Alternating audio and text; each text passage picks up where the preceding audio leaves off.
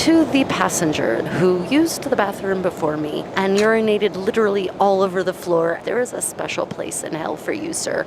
British Airways first class service is fascinatingly controversial in the travel world. And today, I will be wading into the waters of potential controversy by experiencing this premium product for myself, taking a quick 8-hour hop from London Heathrow to Philadelphia International Airport. But the journey will not go entirely smoothly, nor will every aspect prove as classy as preferred. Stay tuned for the full story. And spoiler, no, it does not involve bedbugs. Good morning, everyone. We're in London, but not for long. We have a special trip today. I'm flying from Heathrow to Philadelphia International Airport in the US on British Airways, but I'm getting to try the British Airways first product. So let's find out if it is actually a first class experience. So the adventure already begins. Apparently there is a strike and the Heathrow Express that connects the terminals at Heathrow is not operating, which means that instead I have to take the tube from Terminal 4 to Terminal 3 and then transfer to another line to get to Terminal 5. I hate Heathrow. What an inefficient airport. Well, we'll see how this goes. And I guess I should have mentioned that this train only comes once every half an hour. Thankfully, I'm not in a rush, although I kind of am, because I really would like to get into the Concorde room ASAP, which is part of the privilege of flying British Airways first class long haul. Oh well, definitely a hashtag Contessa problem. Well, the nightmare transit situation continues. Not only do you have to change to a different tube, but there's a massive wait between them. So it will now have taken an hour to go 3 miles that I could have walked, actually, or paid a taxi 20 pounds to take. I wish someone had informed me about this whole process beforehand. So lesson learned, dear traveler. If you're at Heathrow and there's a strike that prevents the express train that connects all the terminals from working, just pay for a taxi. It will save you a lot of stress. There are things money can buy, and time in the Concorde room is one of them. Okay, well, we made it to Terminal 5. It literally took an hour to go 3 miles. Anyway, enough whinging. Here we are. Behind me is the first wing, which is the check-in area that is exclusively for first-class passengers and also some lofty level of frequent flyer with British Airways who have, extremely high status, like rare metal, earth metal level status. Anyway, let's go see what the experience is like checking in through the first wing. Hopefully this will start the beautiful part of my trip. Otherwise, this will just continue to be an angry, exciting vlog. We'll see what happens. And here is the waiting area of the first wing. Quite lovely, and they're serving drinks, which is excellent. Brought me a glass of water right away. Upon entering the first wing, I'm directed to an available counter where an extremely warm and friendly agent named Pauline quickly checks in my 3 bags. Hello Rachel, I know you have an amazing time. Thank you for travelling British Airways, and you will love the Concorde room. And everywhere you go, just enjoy it. Take a little bit of you inside. Bring your personality out. Have a good trip. Thank you, Pauline. Okay, well, Pauline advised me to proceed through this corridor and there will be a lounge, but she said, don't stop there. Keep going until you hit the Concorde room. So that is where we are going, everyone. After the exclusive first class security line, which literally has 1 other human in it, we travel down this strange but exclusive corridor and are, well, dumped directly into the British Airways first class lounge with this seemingly unrelated equine statue to greet you. Well, everyone, I've made it. I'm here. I'm in the Concorde room, and it is really quite elegant. Actually, it feels a lot like the Queen Victoria. It has a very nice Art Deco vibe about it. I've already tried the cabana, which is the specialty Restworks sleeping pods, and they're very interesting. I accidentally pressed this little red button that set off this countdown voice of energy function starting, 10, 9, 8, and I panicked to 1, make it stop talking because it was making noise in the napping room, but 2, I was worried that my pod was going to launch somewhere. Anyway, quite comfortable. It's a nice thing to do if you can make your brain shut off, but apparently I am both exhausted and my brain won't turn off, so no nap for me. Anyway, that means that I'm hungry, so let's go try the Concorde dining experience. Like other first-class lounges, the Concorde room offers an a la carte restaurant where guests can order from a menu of offerings and beverages. The restaurant features an array of booths that allow one to gorge on food and beverages in near total privacy without fear of judgment from one's fellow guests. I know it's boring, but I've ordered a pot of sencha tea. However, the pot is beautiful. The tea itself is just twining, so that's a little bit disappointing for the Concorde room. Well, I wasn't anticipating such rapid service. They have already brought the food. I mean, 5 minutes later, barely. And it is beautiful. So I went with the lamb and root vegetable stew with some soda bread and fingerling potatoes and the garden salad. So let's see how this goes. It certainly smells good, and I'm hungry, so yay. Well, the food was good. I mean, it was good. I'm not quite certain it counts as a first class menu, though, really. Yeah, the soda bread was kind of dry. It felt like it had been microwaved. The butter, though, the butter is delicious. I mean, I guess I thought I should add, you know, one of the kind of national foods of the United Kingdom these days is really curry, and it is the best kind of food there is in the United Kingdom, and I was really disappointed that the menu didn't have a single curry on it at all. You know, it had some burgers and, you know, the stew and some sea bass, but, you know, I expect more from a first class menu. Maybe, I don't know, lamb shank or leg of lamb, or, yeah, something other than just a stew. Well, anyway. But really, I don't know. What do you think? This is supposed to be like the creme de la creme of the British Airways first class experience. Does it strike you as being really first class, or is this still more, you know, business class? Let me know in the comments below. Onward. I did try going a little off menu, though, to test the bounds, as it were, and I ordered some sourdough bread, and they really do go above and beyond on the service level, I will say that. Service is excellent, and they brought this tower of 4 freshly sliced, freshly toasted pieces of bread. I just wanted one, so I took one and I said, please distribute that elsewhere. But it wasn't really, it wasn't very sour at all. So I really think on the service level, the Concorde lounge is amazing. I think on the hard product level, I could definitely use a bump up to get it up to actual first class level. Anyway, am I just being privileged? Probably some of you are going to be mean and say yes, but, you know, this ticket would normally cost $10,000 round trip, so think about that for a minute. And here is the bathroom tour of the Concorde room. So you get your own little private restroom, in fact. I will say it feels a bit sterile and not exactly super luxurious. I mean, it's great to have your own private restroom, everyone. Something I should also note, there are way more men's restrooms than there are ladies, and I wonder what that says about their assumption about first class travelers. Anyway, what do you think of this little space? First class or not? Well, I've been advised that I should head to the gate to board, because apparently we're in a satellite terminal, of course, so we have to take a shuttle out there, and that could take some time, and if I want to get on the plane first, then I should be in that line. I don't know if I really want to rush or not. We'll see. Either way, I've ordered an espresso, and as usual, the amount of espresso that they consider to be a normal amount outside of Italy is amusing. This is not even a doppio. This is like 2 times a doppio. Anyway, if you order a drink at the bar, they will bring it to you wherever you happen to be seated, so you don't have to haul your drinks around, which is nice. As I said, the service here is quite excellent, I have to say. And the espresso is not bad. Italians wouldn't shun it anyway. Okay, well, we are out of the peace and serenity of the Concorde room and into the full chaos of Terminal 5, which is absolutely bustling. I do kind of miss the COVID travel days, you know what I mean? So we now have to make our way to Satellite B. I'm following the sign that says all departure gates, and there seems to be no stairs, as always. Oh well. Here we go, towards the B satellites. And of course, Terminal 5 looks like a mall that has some planes docked at it. The modern airport is a thing of wonder. Well, we went from not boarding to boarding closes in 16 minutes, so here we go, guys. Well, good to note, at Gate B39 there is no separate first or business class entrance. You must wait in the cattle line if you don't get in when they start pre-boarding. I'll remember that for next time. Well, hashtag Contessa World Problems, but you have to see the length of this. This is the longest jet bridge I've ever seen. Wait till you see this thing. Keeps going all the way down there. You almost can't see where it ends. That's remarkable. On we go. Okay, this has to be one of the slowest boarding processes I've ever experienced. In fact, I think boarding will take longer than the flight to Philadelphia.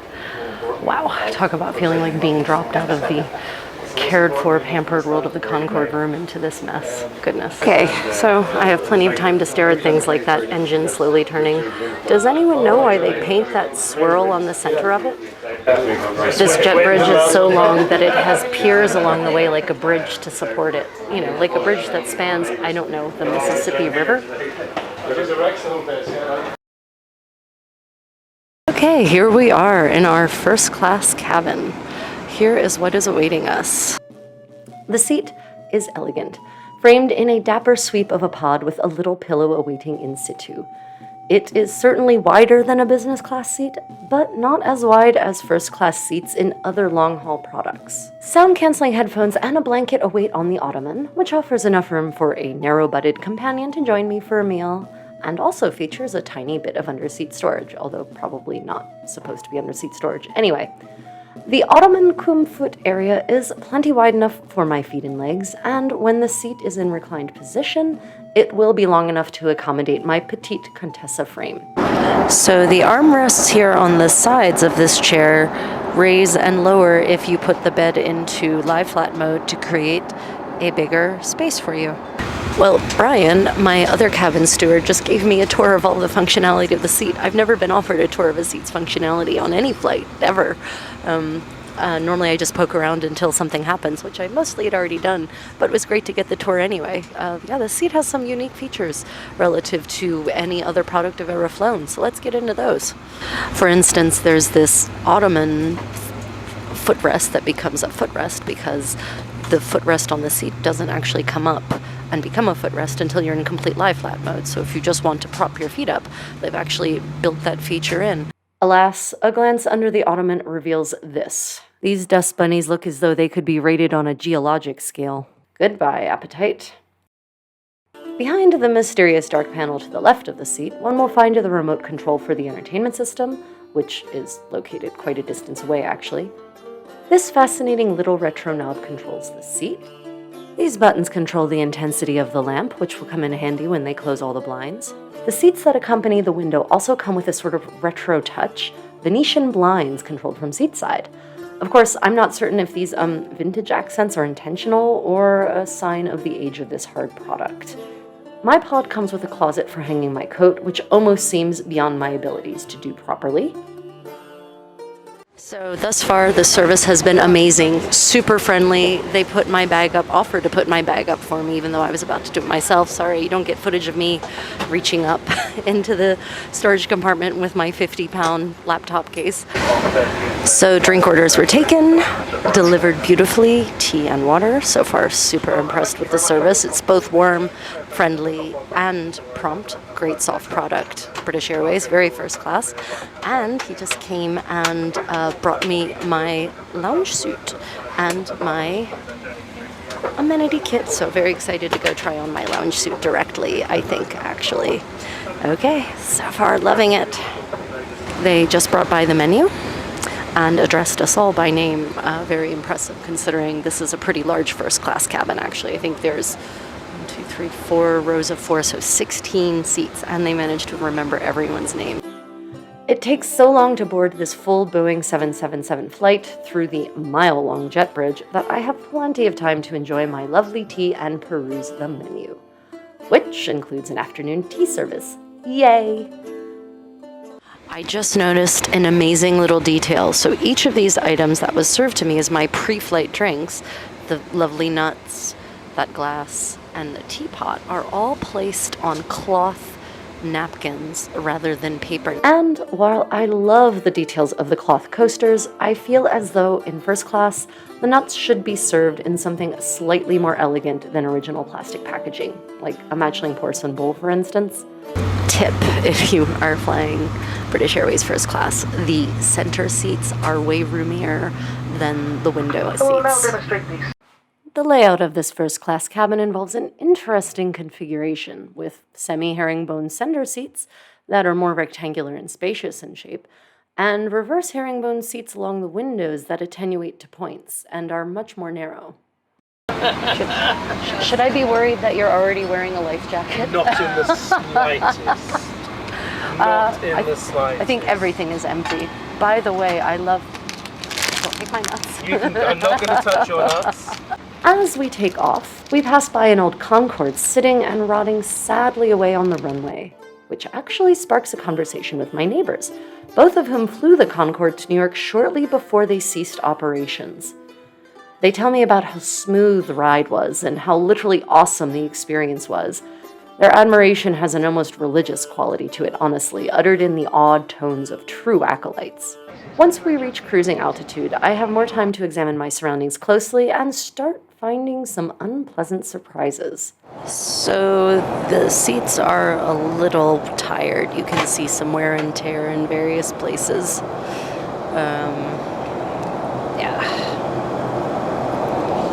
And today we are flying a Boeing 777-300. And I'm really glad because it's a wide-body jet. Sadly, a lot of airlines are moving away from wide-body jets towards narrow-body for long-haul travel, which it's just not the same and not as lovely and comfortable. And the hot towel of wonder. And I proceed to use the towel for a little seat bath. I don't know about you, but I always work up a genteel sweat before boarding and like to feel fresh for my flight. Am I alone here? While awaiting our leisurely meal service, let us continue to explore our seat. In this seat layout, the screen is inconveniently located to the side and must be closed during takeoff and landing, which may add up to 40 minutes total of flight time without pixel stimulation. Oh, the humanity. But the screen is a decent size, as measured by the official Contessa hand unit. So I just watched Chris serving one of my fellow passengers wine, and they do it properly here. It's chairside service. He actually brings out the glass, brings out the bottle, and serves it, pours it right there. The bathroom situation on this plane is very odd indeed. There's one bathroom, and it's tiny, as you're going to see in a little bit, and it's constantly occupied. And I think it's shared by both the first class cabin and the club cabin behind us. Odd. Chris continues to be an amazing flight attendant. The gentleman in front of me ordered some sort of wine, and when Chris brought it out, he advised him that they just opened the bottle so it would have to breathe for a little bit. It's like just that little extra touch that sort of elevates the whole experience. So, I'm asking myself as I go through this, what's more important in a first class product? The hard product or the soft product? And I'm increasingly leaning towards the soft product being what really elevates an experience. What do you think? Let me know in the comments below. Cheap plug for engagement. So I've ordered a glass of spring water with just a splash of cranberry juice for flavor. Perfectly done. Look at that lovely cut glass serving vessel. And this comes with canapes. We've got smoked salmon, we've got bresaola, and then we've got goat's cheese in a beet chip vessel. So look how beautifully laid out it is. It was very carefully laid out in that specific orientation. Again, it's the small details. Aside from being beautifully presented, the canapes are excellent, especially the beet chips with goat cheese. So the table comes out of that side panel, and as you can see, it's actually very large, which I guess you would expect in a first class product. It opens up, and you can also push it forwards or backwards like so, which is great if you need to powder your nose, because there are some seats where once you're in, and there's no getting out again until you're done eating. Well, Chris just came around and we had a lovely chat about Cunard, and I might have convinced him to try a taster cruise. He's a little leery about the dress code, and I can understand if you want to just relax on your vacation. I'm probably one of the odd people who wants to dress up on my vacation.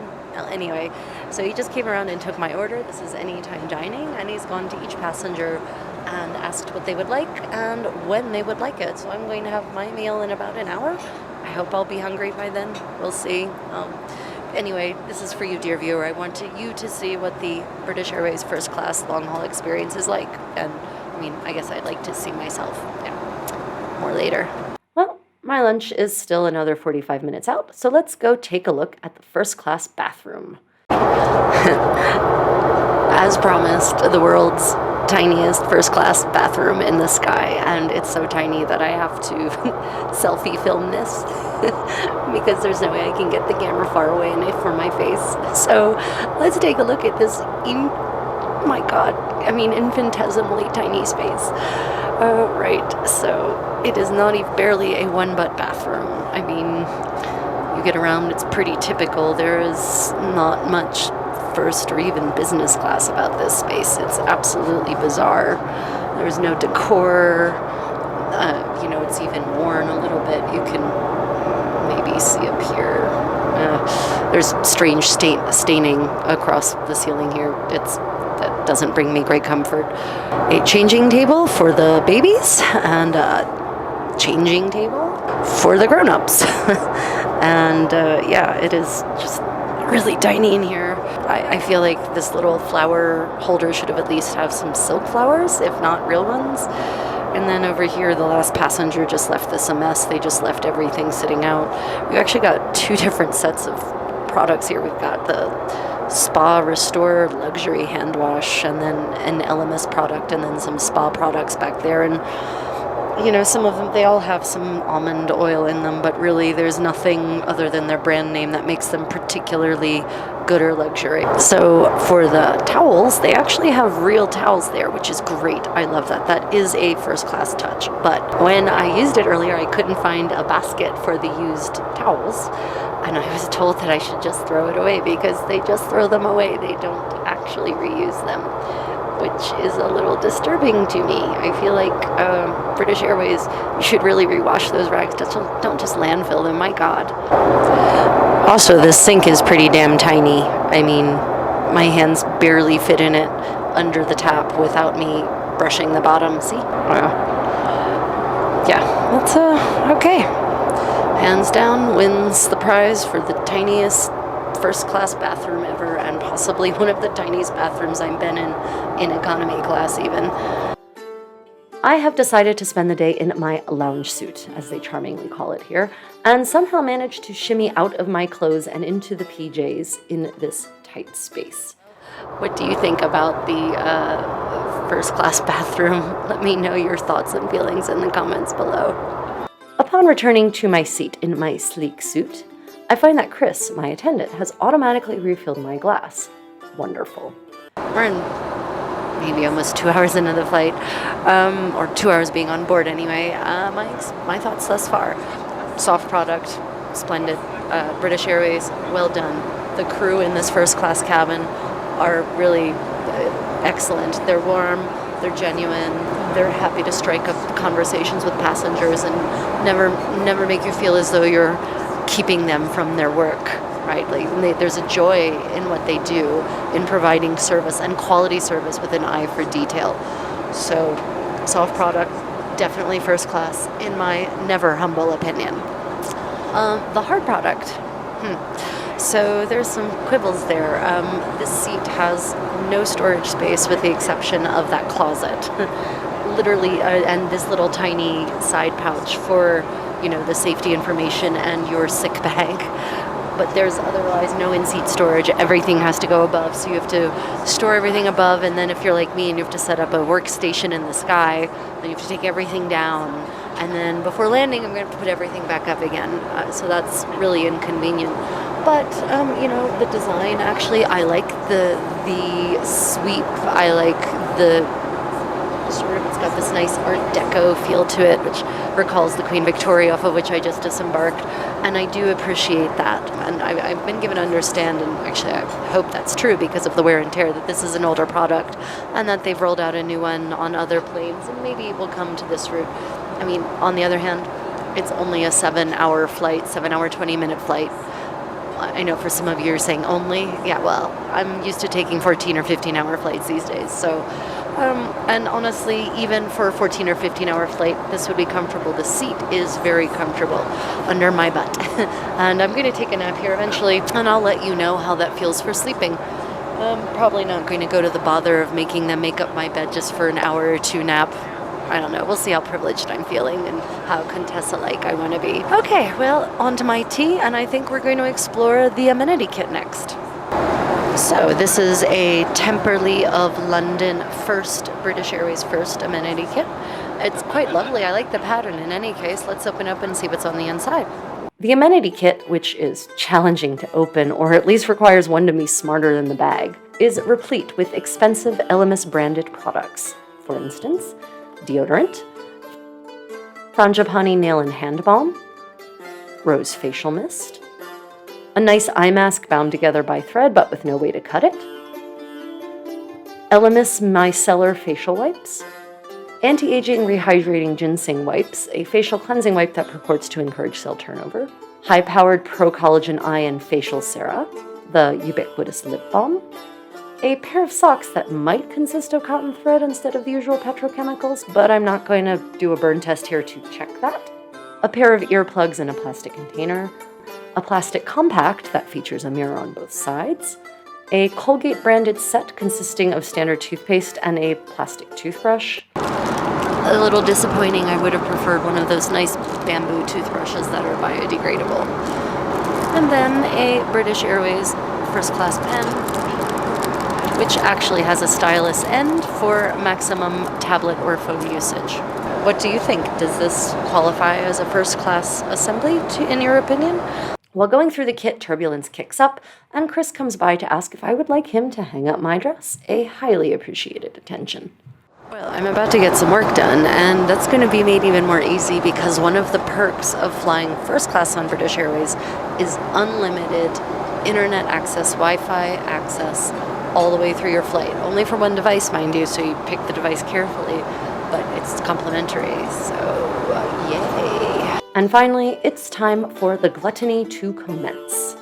Chris lays the table beautifully, with each item carefully laid to create a tableau for the dining experience. Decided to try the first class whole wheat bread. We'll see how it goes. I'm doing this in the name of science for you, dear viewer. Shortly thereafter, the first course is served. A Queen Anne's tart, which consists of artichoke hearts in a rich porcini mushroom cream sauce. Okay, the Queen Anne's tart, it was amazing. Although I did have to use the little frise to soak up all the lovely filling. The bread, I have to give it a 1 out of 10. It's hard and flavorless and dry. I think it was microwaved. The so-called whole wheat bread sadly consists mostly of refined flour dyed with caramel coloring to give it the seeming of nutrition. So I don't recommend the bread. The butter, though. The butter is good.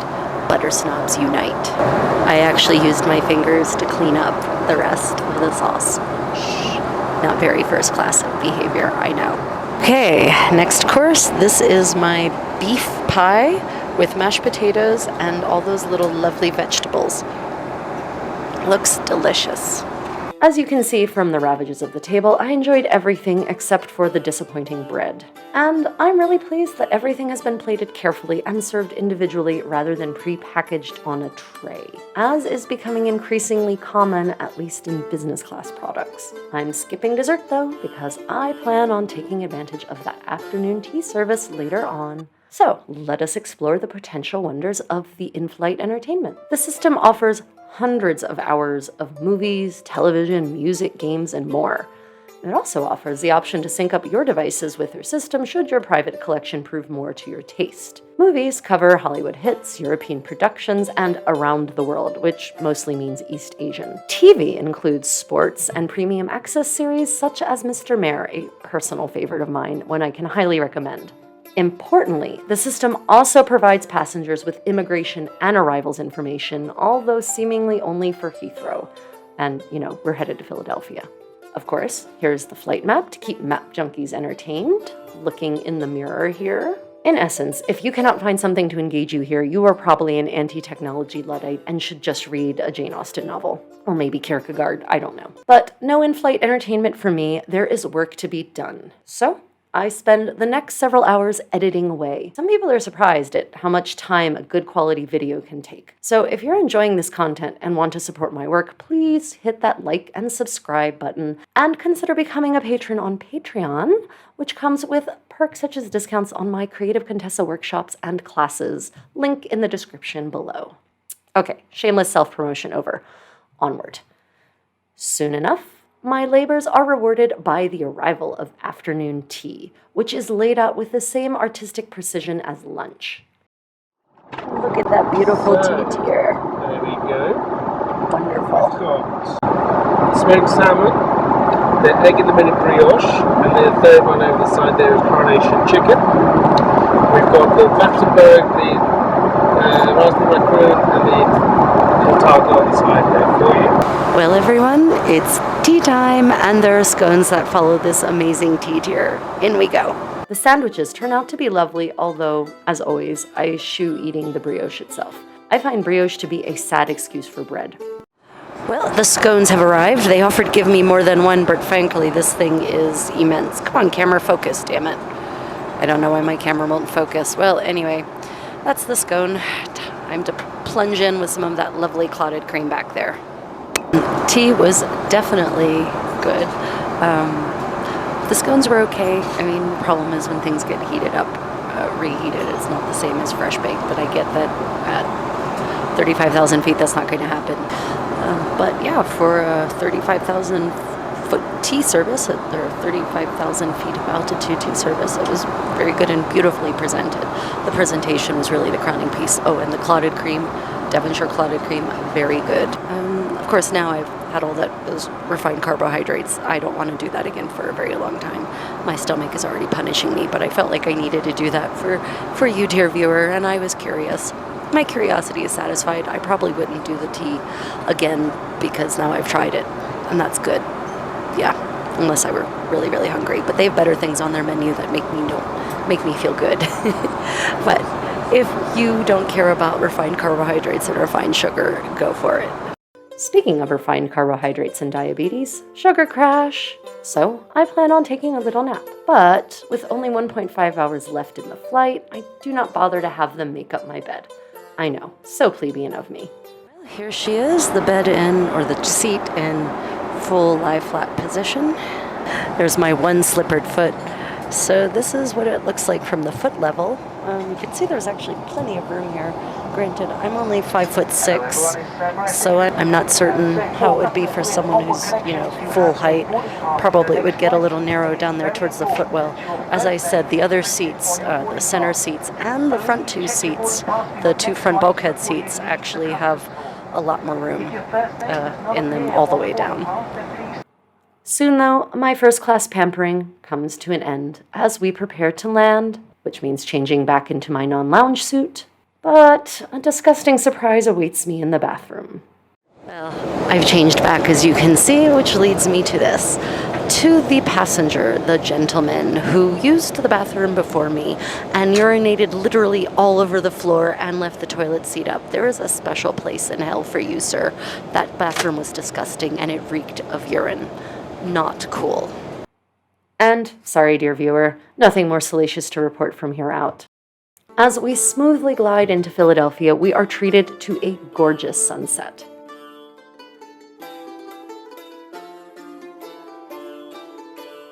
Bye, thank you very much. Thank you. Bye, thank you, very gentlemen. much. Thank you. But on disembarkation, I hear words that should instill me with dread, but that I do not really process at the time. He was saying there's going to be a delay in delivery of the bags in the customs hall. That delay would turn out to be about an hour, a common occurrence these days at airports across the world. We make our way toward immigration, which for me will be a breeze, thanks to global entry. Well, I'm waiting for my bag, so I thought we'd just do a quick wrap-up.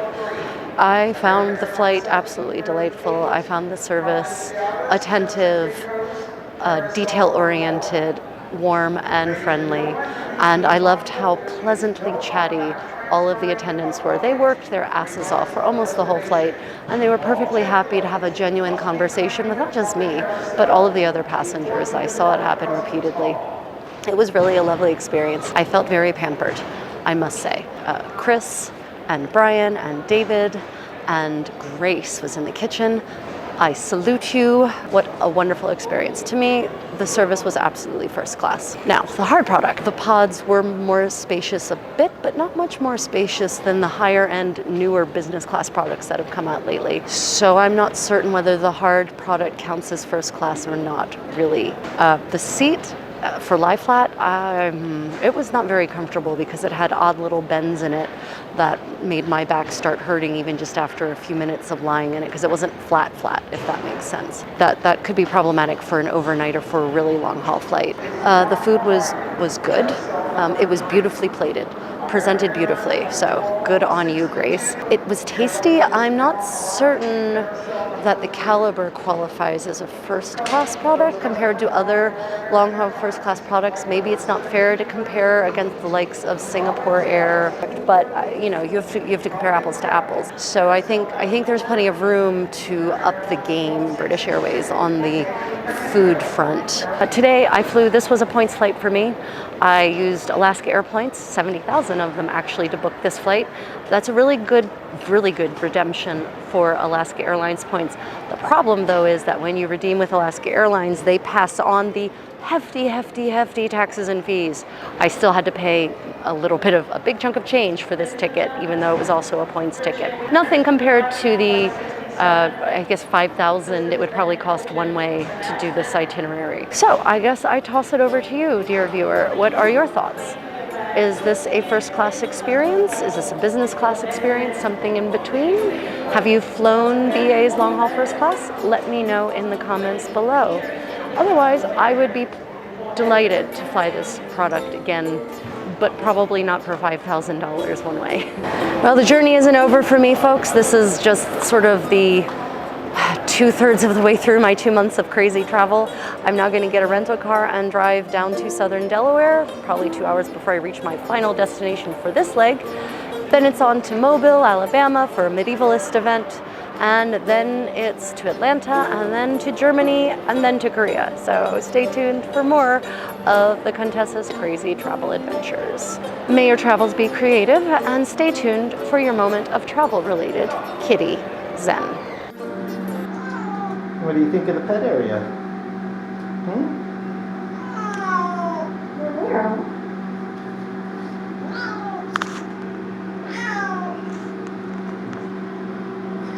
Got a phone call from the school. Where are you trying to go?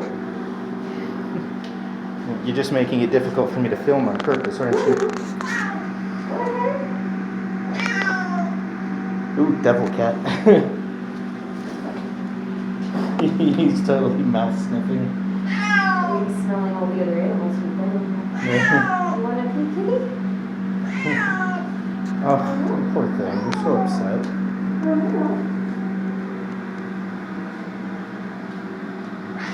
It's okay.